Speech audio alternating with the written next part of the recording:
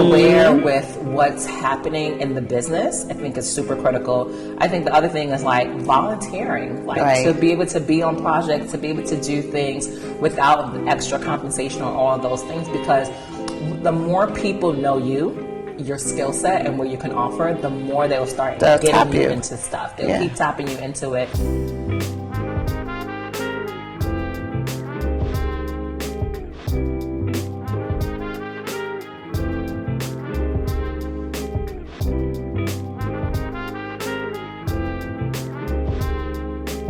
Hey everyone, Tasha Gilroy here.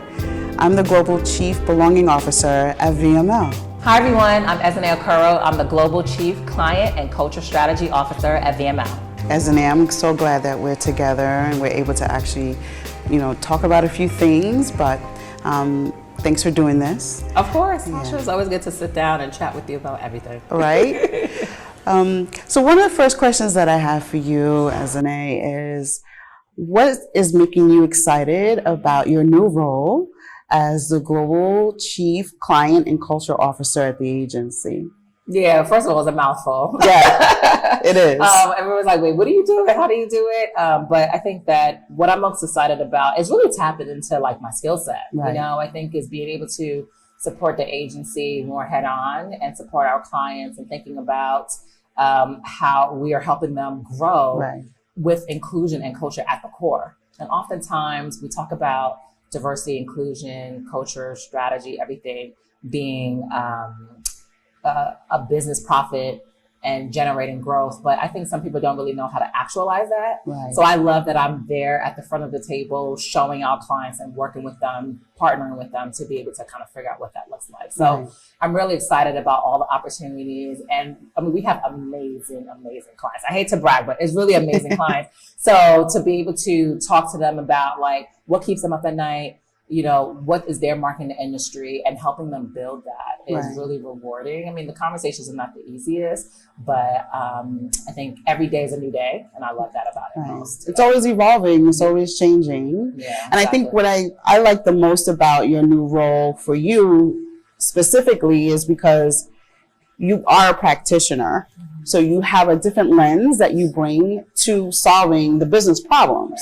Right. And so that dimension and that unique perspective also can help move things and help in support of their business and their brands as clients, but then us as a business with the work that we're doing at the agency. Yeah, right? Exactly. Very layered. Yeah, exactly. I would say like, I feel like I have like the happy medium of understanding like the true fundamentals of a IEMB program and like what is best in class, what you need to do.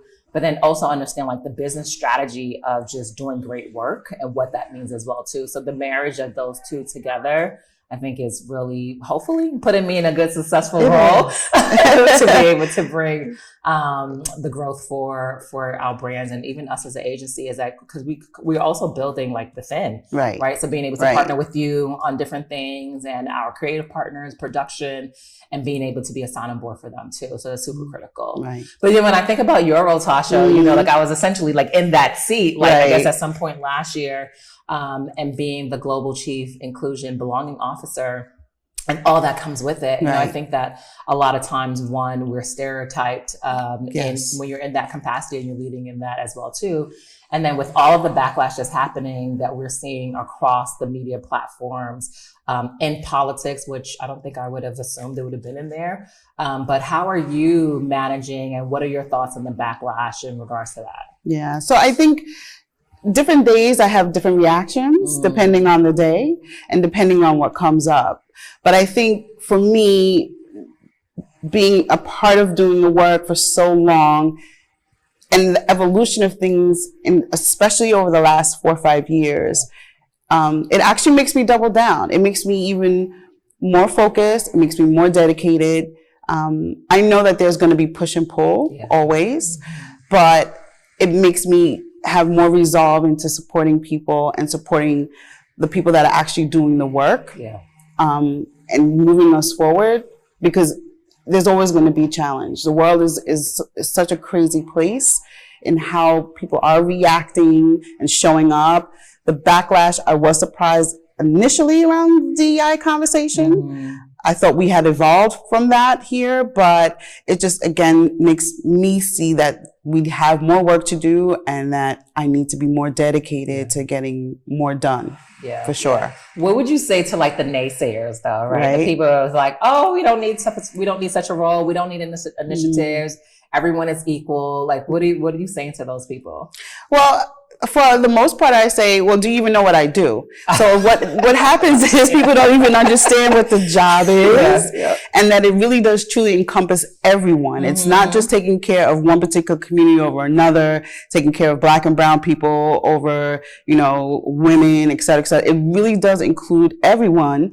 And I think once you start to say, do you even understand what the role is and what I do? And you start to pull that back, and when you start to really share the things that I'm involved in and things that I have to support for our staff, for our business, especially for leadership, then I think people kind of say, oh, we see why it's important to have someone that's focused on moving the needle forward or focused on really pushing for our commitment first and foremost. Yeah. And I think too, as marketers and advertisers, right? Like we're the storytellers. We're the ones that's kind of like shaping culture and the narrative. So I always think when I think of your role is that it starts with the people, right? Because in order to have great creative award-winning work, you have to have great people behind that work, right? It's the talent. It's the talent. So it's like, how are you recruiting the talent? How are you inspiring them? How are you getting them to stay? How are you recognizing them? How are you upskilling them? And I think that those are the elements of inclusion, equity, and belonging that people don't even think of. They don't. That you need that, right? Don't. And then as a manager, as us as leaders, how are we coaching our teams, right? Like how are we making sure that they're getting the credit for the work that they're doing and they feel motivated and inspired. So and the visibility, right? I think it's also important. Again, the roles that we have in supporting the business, you're doing that with clients, I'm doing that internally with staff. The visibility of the people and the contributions and the work. We're about to go to the biggest festival for advertising in the world, Cannes. We have a lot of work that's going to be shown there. And behind all of that work are people, right? From so many different lived experiences and backgrounds and cultures and communities. And the essence of that actually has to come through the work that we are doing, for sure. So also wanted to ask you, in terms of some of the things that you might have done throughout your career, not just now, but what are some of the initiatives or some of the things, projects, maybe even some client work that you've done that you're proud of? Well, I think we were just talking about people first. I'm going to start there, right? So I think one of the things that I love looking back at my career is the people that I've been able to like work with, coach, mentor, and promote, right? So it's like, for me, it's not about, I have amazing people that I've hired, and some have moved on and some are still with me. And I think just watching them grow and watching them walk into their own in their own space, it really lights me up. I think is the best part of the job is you see them, especially those that people were like, oh, they're not really a high performer or anything like that. And you just see that the U-turn of that, right? And that's just because they need a leader that is motivated, that is concerned about their career growth, right? So I think when I think about things that I've been involved in, is really maturing, growing talent, right? It's just being there for them and kind of showing them that you truly can come from. I mean, I'm just a girl that grew up in New York, grew up in the Bronx, originally from Nigeria. So like I would be someone's stereotype. And just to show them that, no, you can be in these rooms too, right? You can have a seat at that table as well too. Your voice deserves to be heard. So being a role model for that really excites me, and kind of just like the way that I lead and the way that I show up in spaces. And I think from the client side, what I love and been excited about is thinking about production. So just thinking about what does an experience as a production look like, whether you are the director, copywriter, or you're the talent, right? Because those people are all coming from different backgrounds. Everyone is actually coming in from like a different type of day, right? Maybe someone got great sleep, someone is super stressed. So, when we're thinking about like craft services. We always ask people like, are you a vegetarian? Do you have dietary restrictions, right? So it's just for thinking about people that have needs from an accessibility perspective, that are neurodiverse, that get overstimulated with like lights and cameras. Like, so we are building and we have built toolkits and guides to be able to support that, and questions that clients can ask before we get to those production sites for them to be able to have an amazing experience, right? So being able to kind of walk through that. And then I think also supporting our chief marketing officers and understanding like their identity, their influence, and how they're showing up for their teams, especially when their team is distributed. So working in the hybrid model, different age demographics that are also a part of it as well too. So just supporting them in what does the evolution of communication look like when you're showing up on all these different platforms. What is that story that you're trying to tell? Okay. So guiding and walking with them through those conversations has been really phenomenal. Yeah. And I'm sure it was evolving, right? Like it's always shifting, it's always changing. But the work that's been happening in focusing on folks who are neurodivergent or folks that have a disability or ability that is different, that is something that space is growing. And so I'm glad to now see how much work is really being done, and the focus that needs to happen is finally happening globally, right? Not just in pockets of here in the US, which sometimes we tend to lead the way in some ways, but it's actually happening globally, and some of the ways that we're contributing to that has been really remarkable to see, for sure. And I love the clients that push. They push us to do better. They push us to challenge them, right? And to not just take no for an answer, right? So I love that part of it as well too. And, you know, even though they're like, oh no, you can't do that, you can't do that. You see that they want you to keep coming. They keep wanting you to come back with the ideas, to challenge the way they're thinking, to showing them new trends and new opportunities for growth, and to really build things together. I think another key thing that we're doing is we're supporting them in breaking silos within their own brand. Right? Because these are huge brands that I'm talking about, right? If you think about the size and the makeup of Unilever and Microsoft alone, right? They employ thousands and thousands of people across the world. How are we breaking those silos for them to be able to produce in the most inclusive and diverse manner as well too? So that's been really amazing to do that too. So I'm gonna turn the question right back to you. I'm just curious as to what's happening in your world. What initiatives, campaigns, or spaces of connectivity are you most proud of? I think there's a couple of things. So over time, we've been able to kind of focus on helping to ensure that the talent not just has visibility, but has access to development, but then supporting managers now, right? So the last couple of years, we're trying to do workshops and have more attention to how are you, when you're actually hiring someone, are you considering the questions that you're asking, right? So like inclusive interviewing, inclusive language, the cultural competencies, and just bringing people up and aware. Those are the things that I think that I'm most proud about these last few years, and being able to do that on a global scale. The other thing that I think in terms of our talent is being able to also nominate some of our young folks to participate in Cannes Festival that's coming up. And so this year we have 4 representing the agency, and just being able to be the person to tap the talent and then be the bridge to get them to Cannes, right? To be a part of Young Lions, to be a part of showcasing their work and their talent. And again, what happens when they come back, it like unlocks a different level of inspiration for them, visibility, but connection. They get to network and meet with people that they otherwise would not have working. I was going to say, opportunity that they would never get, right? Because of the level of where they are in an organization. Right. It's just, just because of the scale that Cannes is, it's like, and the cost. And the cost. So it's kind of really reserved for like the most senior and then the creative and things like that. But I think for that younger generation to be able to go and see the bigger picture of the industry, it's such an amazing investment that we can do for them. So I've been very proud of being able to support that. And even when years later, right? So now this is probably my 4th year of supporting one specific program, Cannes Diversity Collective, where we are nominating people. We now actually have alum. So we have a group of talented young people who have been to Cannes through that program and who are now pulling back, right? And pulling up their counterparts, their peers, to say, this is what it unlocked for me, and then sharing that across, right? So it continues to give way past the actual festival itself.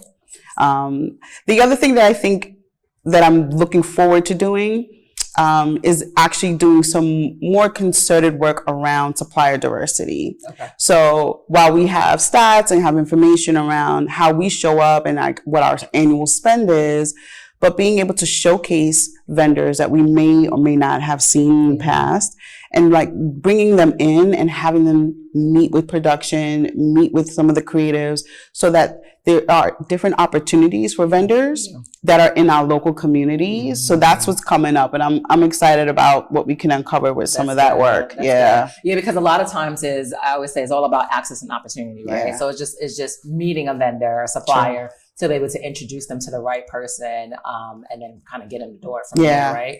And I think a lot of times, because I have friends that are entrepreneurs too, we're a big agency, right? So it's kind of like, how do you get in the door? Yeah. Do you have the skill set to be able to support at the scale of what the agency may also even need? So I think doubling down and investing in supplier diversity is critical, right? It's really just giving opportunity. And even having like the bigger vendors support the smaller ones, right? Each other. I think that's a big one too. Yeah, it is. So I want to change it up a little bit. So what do you think about, so we always talk, we've been talking about talent so much and just thinking about the evolution of our roles, right? So what do you think is more important? You think it's like the previous experience and all that tenure that you have, or someone's willingness to learn something new? Like, where's the advantage there? Yeah, that's a tough one. I think there is advantage to both. But right now, I think the ability to learn, the ability to evolve and either shift your behavior or shift the way you approach things, but just being open, because when you're learning, you're open, right? And that, I think, is going to continue to change. And experience always helps. It's always going to be something that you can contribute. But because things are shifting so fast, sometimes not knowing something and being open to what it could be is actually a better way.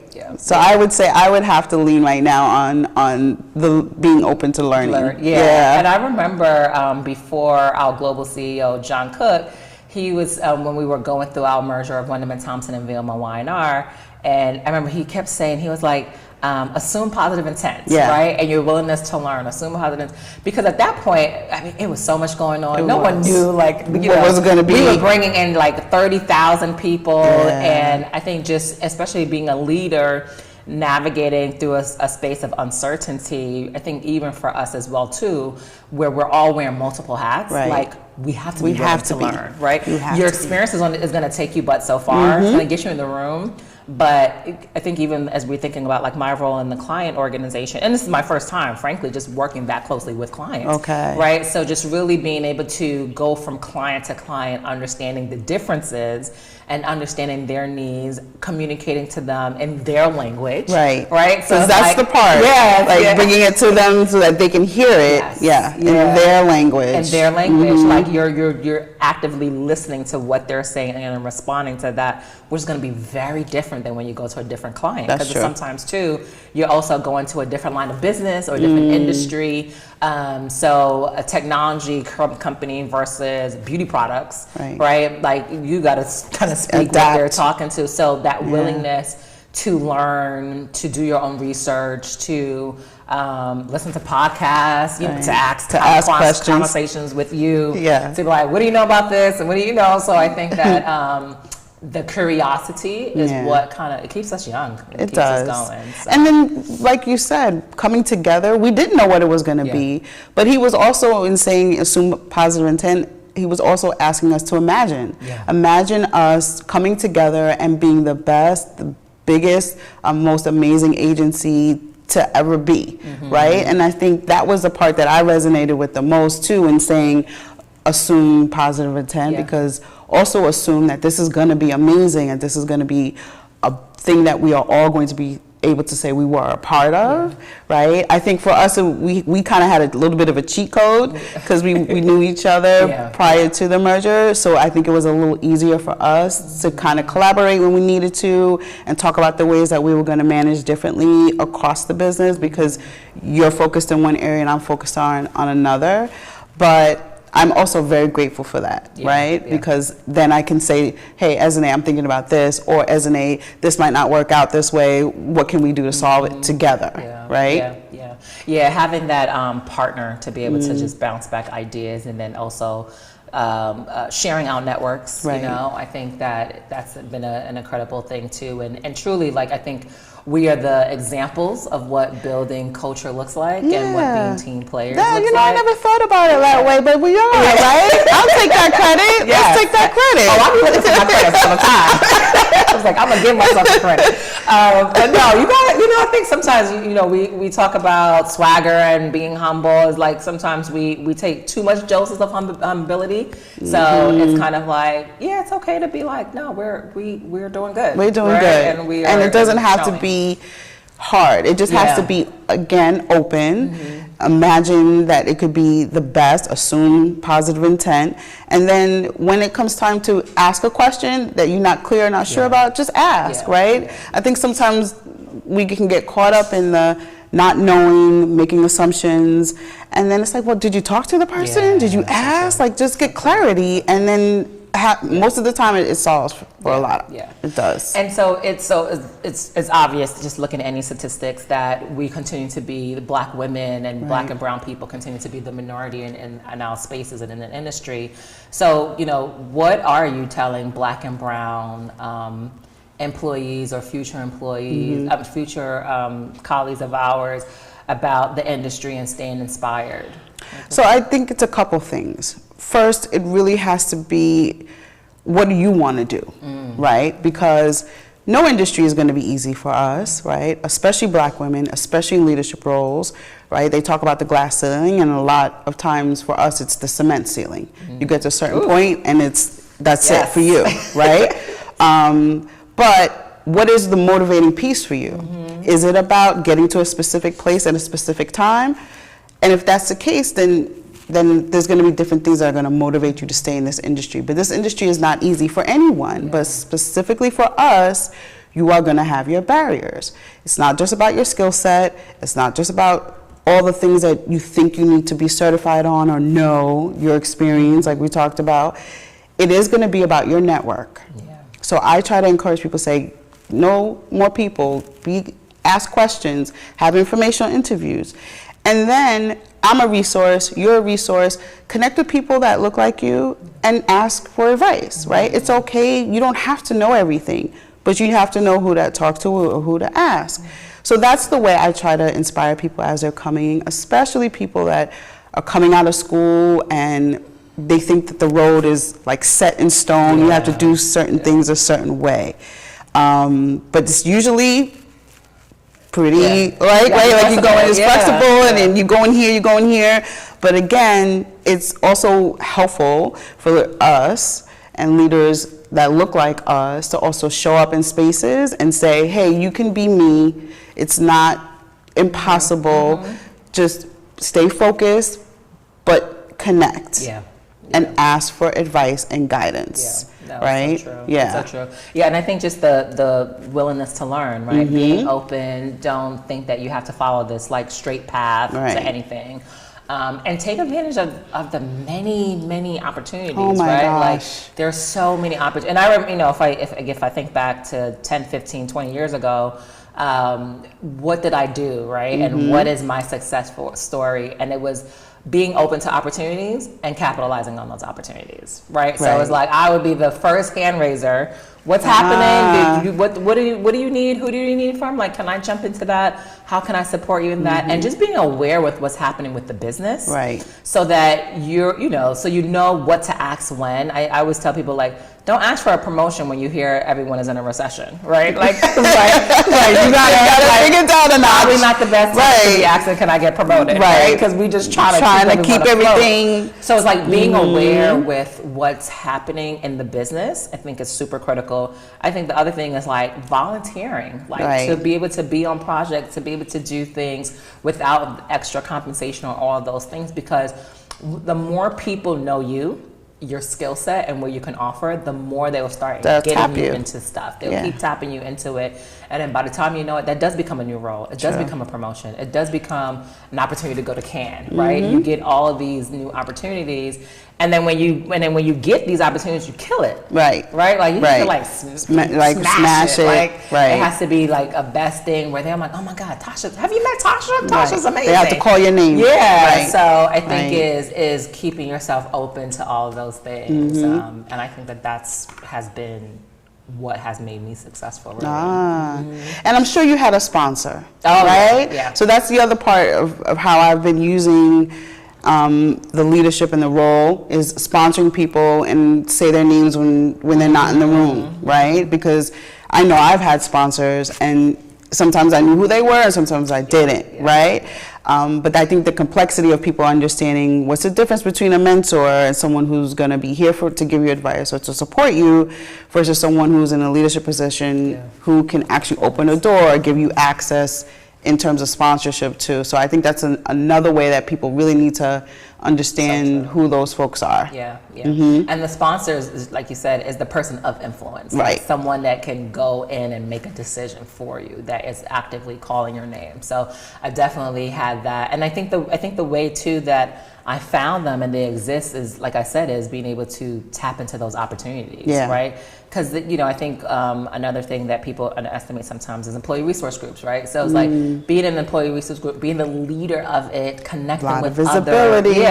It brings so much visibility, and you're bringing culture into a business, and that's what leaders want. They're always looking as to how can we energize our business, how do we energize our office, and if you're at the leadership seat of an employee resource group, you're the one that can infuse that. So now you become their partner. You become their partner. Yeah, want, and then before you know it, they're in the room calling your name out and shouting you out and all these other things. And an influencer, even around policy. We've changed policy because some of our ERGs have said, hey, we need to address this issue, or we need to maybe fix this, concern around a policy that we have as employees here. And we've made shifts because of that. And that influence and that voice from the ERGs and the ERG leads helps to create that change too. So it is a powerful seat when someone really is using it to then be not just a part of their community, but then supporting the business.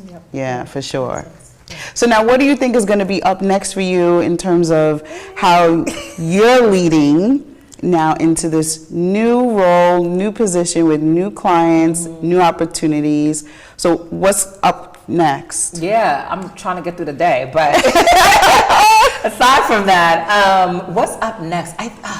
Such a great question. I think that I allowed myself to just be open to anything. Okay. And I think by doing that, I welcome all the opportunities. But when I think specifically of the role in the team is to continue to expand our inclusive experience consultancy, right? I think that our legacy agencies know it for different things, right? So now how do I bring forth a new vision, a new voice, a new identity, and to be able to showcase that to our clients? And also when I say clients too, I'm not only just talking about our brands and externally, I think of internally our agency as our clients as well too.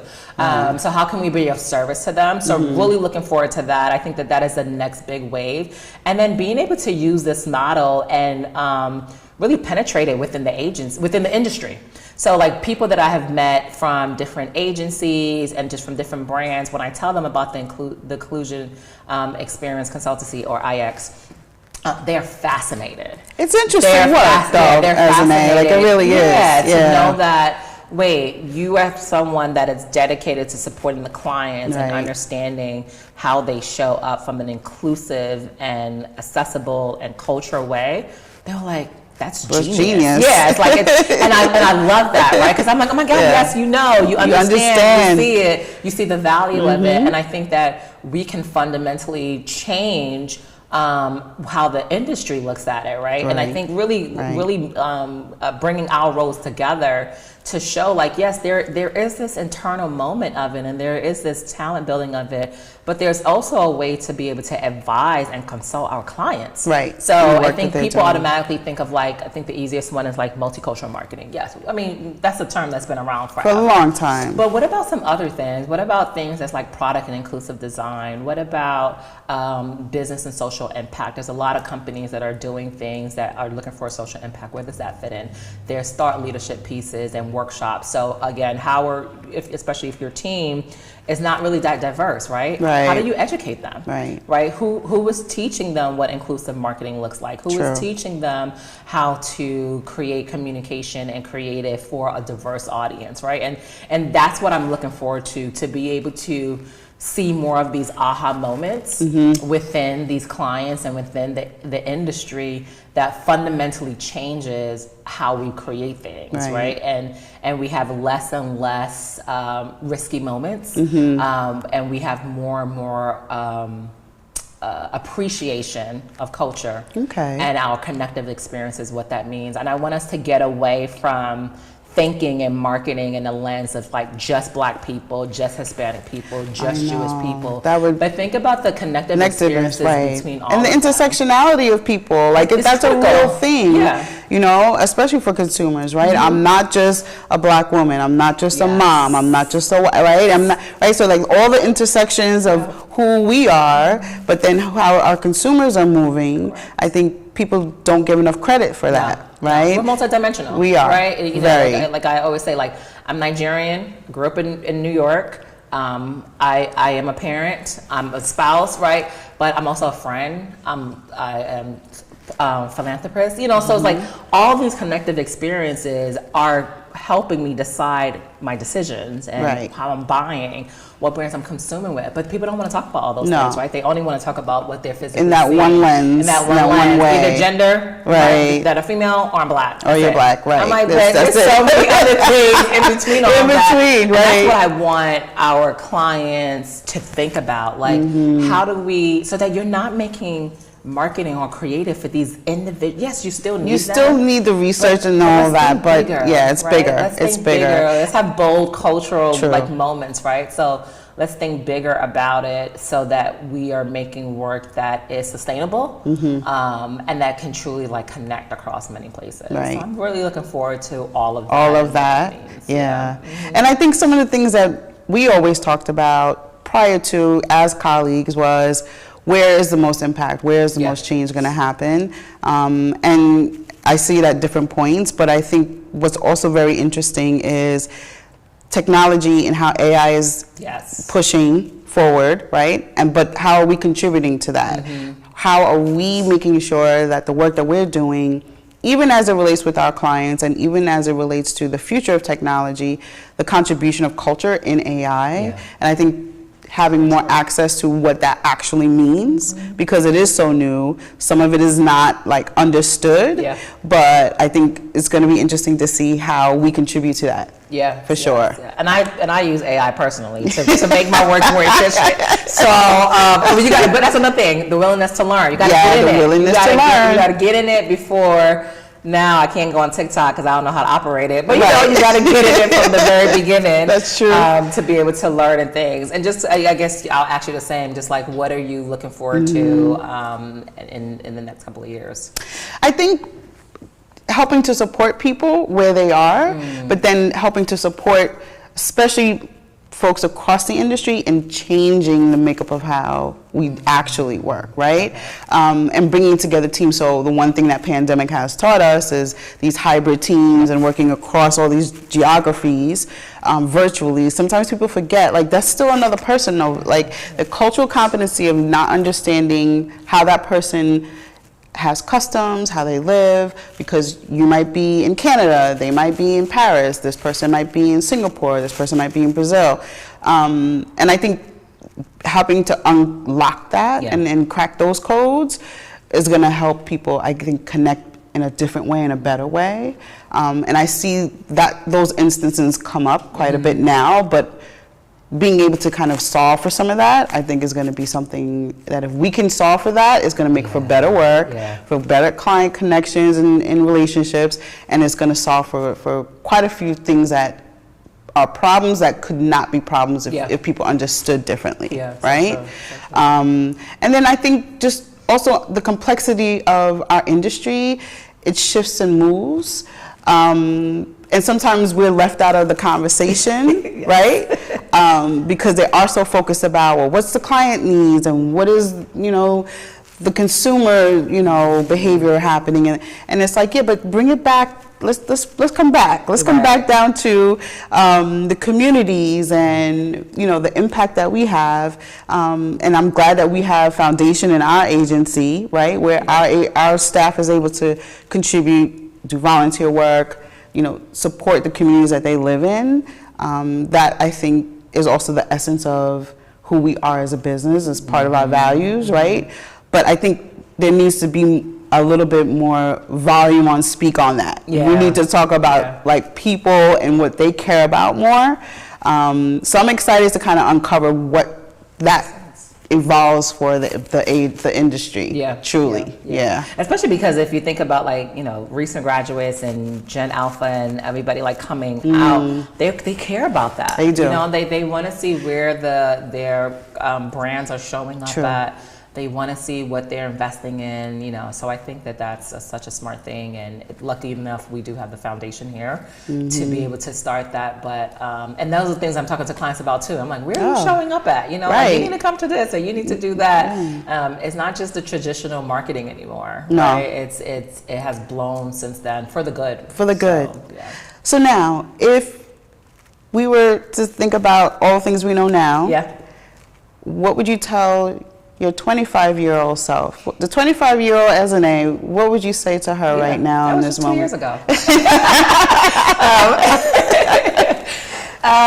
25. What was I even doing at 25? Right. That's what I think about. Like, what was I doing? Was I living my best life? I probably was traveling the world, meeting everybody.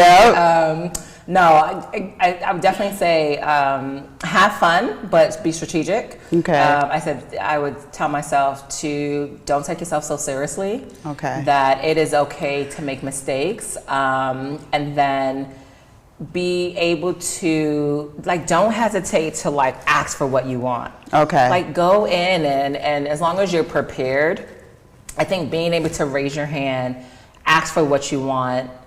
Even if someone says no, I'm huge on feedback.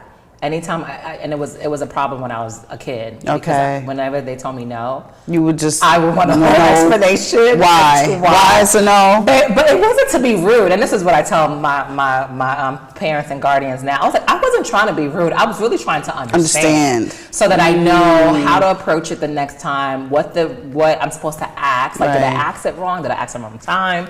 Or whatever it was. So I think that when you get the no, really try to get the person to give you the feedback as to what that no is about, so that you're able to plan. So I would tell myself, don't get defeated with the no's.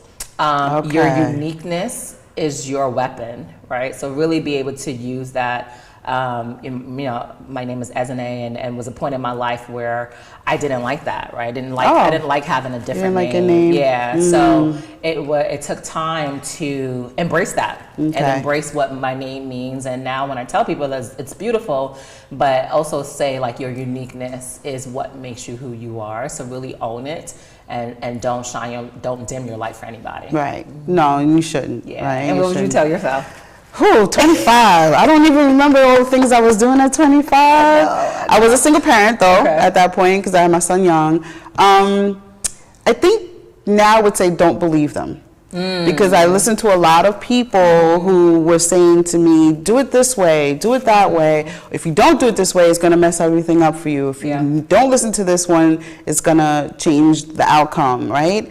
And I listened to a lot of things and did a lot of things that now I probably would not have, right? So I think that's the shift, but that's also the time, right? The 20s are meant for that, where you're exploring adulthood and you don't know everything, but you're listening to people and getting advice. But I believed a lot of things about what I should have been versus what knowing Yeah. what I know and knowing my intuition and having that speak first. Especially as a single mom, too. As a single mom, because it was such a grind. Yeah, like they had all the advice. Do this, don't do this. Right. And then the Caribbean family, so they had even more like customs, traditions. You don't say this, you don't do that. This is how you're supposed to, you know, raise your kid. Yeah. But it was also one of those things too, over time. Now, even when I talk to my son about like being a young parent and raising him and some of the things that he'll say as a parent now, I'm like, where did you get that from? Oh, I think you got it from your mom, right? So that evolution of being young, being a parent, grinding, always working and like really trying to support everything that we needed to do. But then also, again, because I was younger, also being open and also doing things differently. Which, you know, had a lot of conversations with the parents. I'm like, wait, what you doing? You need to be doing it this way, that way. But now eventually trusting yourself. And I think most 25-year-olds have a lot to navigate now, especially in this climate and how things are shifting so quickly, and the influence that they have on culture and social media, et cetera, et cetera. So I'm glad I'm not 25. Yeah, that part. So, you know, just thinking about like inclusion, we use that word so many times. What does inclusion actually mean to you? So to me, inclusion doesn't just mean showing up and letting people be a part of something or having them included in something as the definition. It actually means taking it a step further, where it's like not only are they included, but they're a part of, right? And I think people always think of it in one dimension, like, well, they're included, they're here, they're represented, and it's like, no, what's the next phase of that? Right, which is why we evolved the name to include belonging, because I wanted the next phase of people need to feel like they actually are supposed to be a part of this, that they are connected differently here, and that they're valued. So inclusion has evolved over time, and I think it's probably going to keep evolving. But that's what it means to me right now in this moment. Yeah, completely agree. I think what I would just add to that is, I think when I think of being included, I think of being respected. Okay. And my voice being appreciated and wanted. Right? It's so I can talk for 100 times, right? But it's like, do you want to hear me? Are you Are you truly listening to absorb what I'm saying for whatever a change or acts or whatever that is? So the absorption of who I am, what I bring, and what I'm saying, and then being respected for that too. I think is when I think of inclusion. Good point. Well, Tasha, it was so great talking to you and spending this time. I always love our chats. Me too. Me too. So we'll definitely keep it going. Yes, we will. But thanks, Ezinne. Glad we did it. Yes. Such a great time. Thanks.